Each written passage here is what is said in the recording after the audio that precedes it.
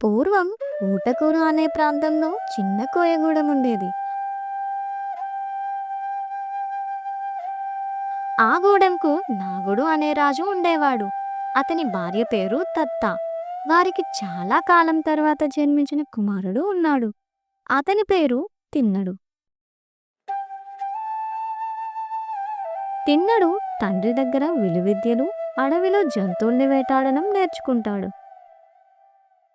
తిన్నడు తల్లిదండ్రులకి దైవచింతన ఎక్కువ. వారిద్దరూ భక్తి నియమాలను పాటిస్తూ తరచూ ఆలయాలను సందర్శిస్తూ ఉండేవారు. అలా కొంతకాలం గడిచాక ఒకరోజు తిన్నడు తల్లిదండ్రులు పక్క ఉన్న గూడెంలో దేవాలయానికి బయలుదేరారు.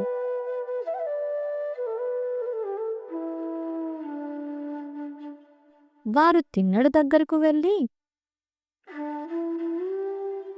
మేము పక్క గూడెంలో ఉన్న దేవాలయానికి వెళ్తున్నాము. నీవు కూడా మాతో రావచ్చు కదా. ఎప్పుడు అడిగినా రేపొస్తాను మాపొస్తాను అంటావు. నాకు ఈ దేవుళ్ళ మీద నమ్మకం లేదు. మీరు నమ్ముకున్న మీ శివయ్య దగ్గరికి మీరే వెళ్ళిరండి, నేను రాలేను. నిన్ను తన దారిలో ఆ శివయ్యనే తెచ్చుకుంటాడు. నీకు భక్తి కలిగేలా చేస్తాడు అని చెప్పి తల్లిదండ్రులిద్దరూ అక్కడి నుండి బయలుదేరారు. వాళ్ళు బయలుదేరుతూ మార్గం మధ్యలో ఇలా అనుకుంటారు, ఏమండి, మీరేమో వాడు భక్తి కోసమే పుట్టాడు అని అంటారు. కానీ తిన్నడు అసలు దేవుడి వైపే చూడడు. దేవాలయానికి వెళ్దామని ఎన్నిసార్లు పిలిచినా ఎప్పుడూ రాననే అంటాడు.